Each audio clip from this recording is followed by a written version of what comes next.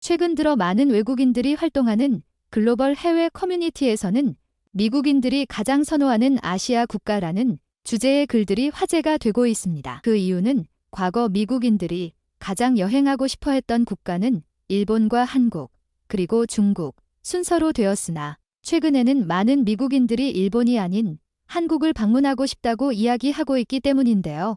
오늘 소개해드릴 사연의 주인공 또한 한국은 물론 일본 역시 방문해보고 한국과 일본의 다른 점에 대해 이야기해 많은 외국인 네티즌들의 공감대를 사며 글로벌 해외 커뮤니티에서 화제가 되고 있습니다. 도대체 무슨 일이 있었던 것인지 지금 바로 글의 내용을 살펴보도록 하겠습니다. 안녕하세요. 제 이름은 소피아입니다. 저는 올해 26세로 연극과 관련된 대학을 졸업한 뒤 유명하지는 않지만 배우의 길을 걷고 있고 최근에는 단편 영화를 찍은 영화배우로서 이곳 캘리포니아에 거주하고 있습니다. 미국을 여행해본 사람들은 잘 알겠으나 과거 제가 어렸을 때 미국은 생각보다 일본 제품들을 많이 사용했습니다. 가전제품은 물론 지금도 거리에 많이 돌아다니는 자동차들 또한 과거나 지금이나 일본 제품이 이곳 미국에서 많이 보인다는 것은 어찌 보면 미국이 세계 최고의 선진국이라고 말하는 것과 같을 정도로 당연한 이야기인데요.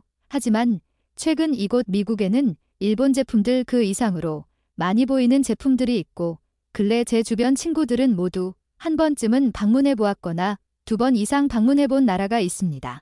다름이 아니라 바로 일본의 옆나라라 불리는 한국인데요. 저 또한 최근 한국 음식에 대한 매력에 빠져서 이번 여름 휴가 때 일본을 방문한 뒤 한국 여행을 다녀왔습니다. 그곳에서 제가 경험한 놀라운 사연에 대해 이곳 사람들과 공유하고 혹시라도 저와 비슷한 경험이 있는 사람들이 있는지 묻고자 이렇게 글을 쓰게 되었는데요. 처음 일본을 방문했을 때 제가 느낀 점은 미국에서 접하던 일본의 글로벌한 제품과 인프라가 생각보다 모두 왜소했다는 것입니다. 공항 자체가 규모가 매우 작았고 체크인을 맡아 도와주는 일본인 공항 직원들은 키가 작아서 모두 앉아서 업무를 볼 수 없을 정도였으니까요. 제가 배우로 활동하게 된 계기가 제 키가 여성치고는 조금 장신에 속하는 177cm 정도라는 점을 감안하더라도 일본은 여성 남성 모두 저보다 작았기에 공항에서 일하는 사람들의 신장을 비롯해서 자동차 등 대부분 미국에 비해 매우 왜소해 보였습니다. 일본 여행 또한 매우 인색하고 건조했다는 느낌을 많이 받을 수 있었는데요.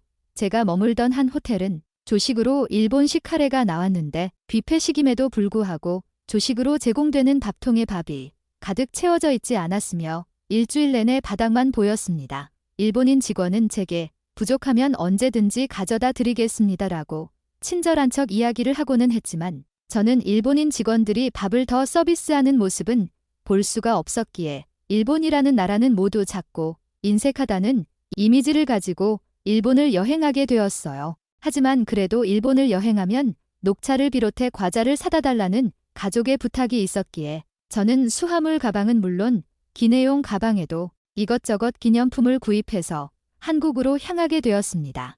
솔직히 한국이라는 나라는 미국에서의 기대가 일본만큼 크지도 않았고 나름 기대했던 일본이 이 정도밖에 안 되는 작고 왜소한 나라라는 것을 느낀 후에 방문한 거라 한국을 여행하며 기념품을 비롯해 이것저것 구입할 생각이 없었는데요.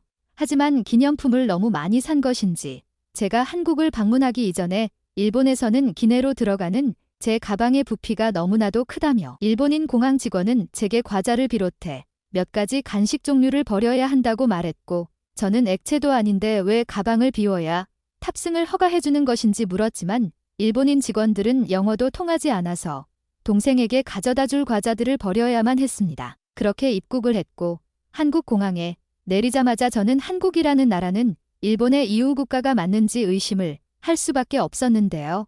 평균 신장이 일본인들보다 머리 하나가 더 큰 한국인들의 모습이 보였고 이들이 한국인들이라고 확신할 수 있었던 결정적인 이유는 바로 한국 여권을 가지고 자국민 입국 심사를 받는 사람들이었기 때문입니다. 한국 공항에서 한국인들을 보고 깜짝 놀란 것에 이어 저는 한국 공항의 인프라가 세계 최고의 선진국이라 불리는 미국보다도 더 다양하다는 것에 한 번 더 놀랄 수밖에 없었는데요.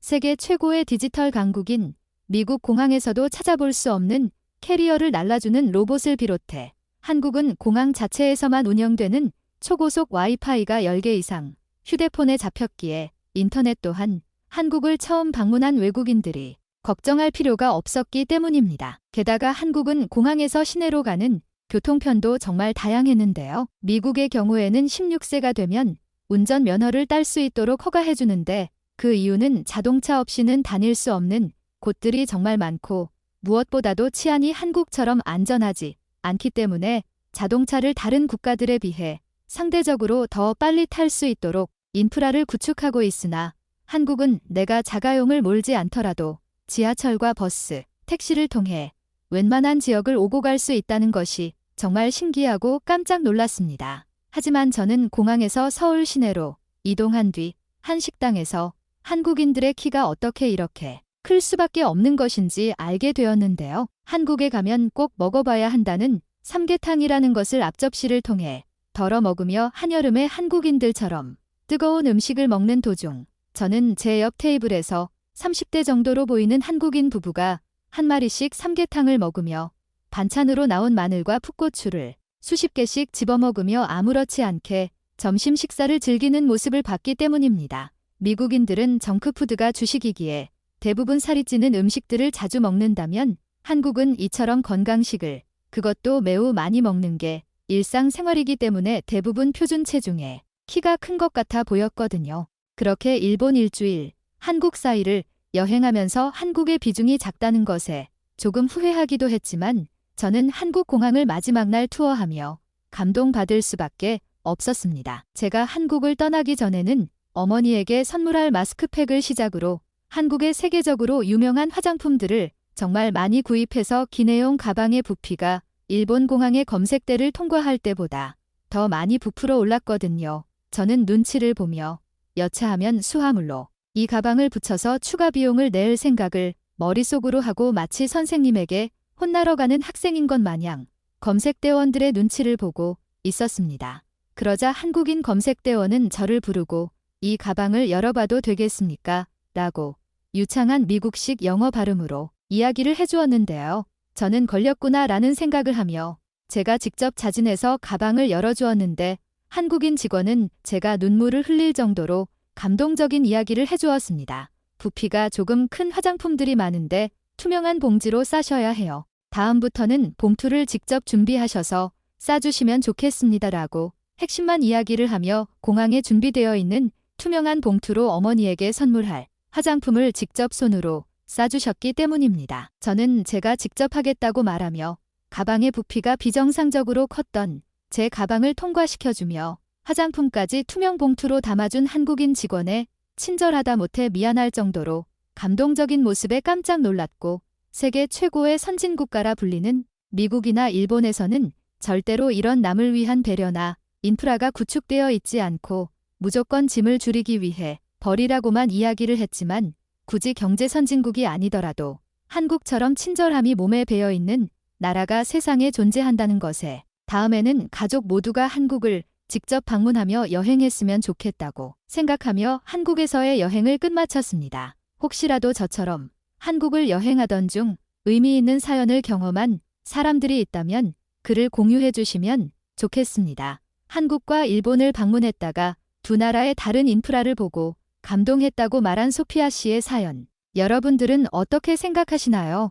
오늘의 사연은 여기까지입니다. 영상이 도움이 되셨다면 구독과 좋아요, 알림 설정 부탁드리겠습니다. 감사합니다.